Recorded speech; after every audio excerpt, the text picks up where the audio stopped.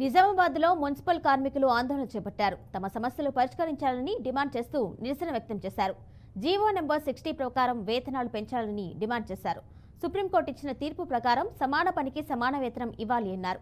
గత ప్రభుత్వం contract outsourcing విధానాన్ని రద్దు చేసి కార్మికులందరినీ పర్మనెంట్ చేస్తామని హామీ ఇచ్చింది అన్నారు.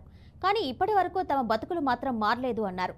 తెలంగాణలో కాంగ్రెస్ అధికారంలోకి వస్తే కార్మికుల వేతనాలు పెంచుతామని హామీ ఇచ్చింది అన్నారు. అయినా ఇప్పటి వరకు తమ సమస్యలు మాత్రం పట్టించుకోలేదని ఆవేదన వ్యక్తం చేశారు.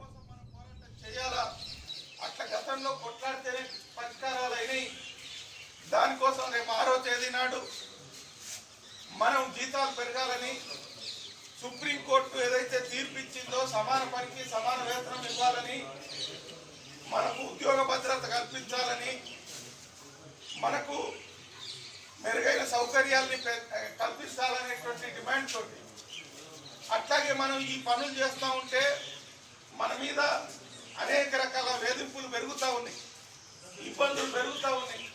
ఈ టెన్షన్లని తట్టుకోలేక కొంతమంది కార్మికులు ప్రాణాలు కూడా కోల్పోయారు. ఇప్పటికీ 22 మంది కార్మికులు ప్రాణాలు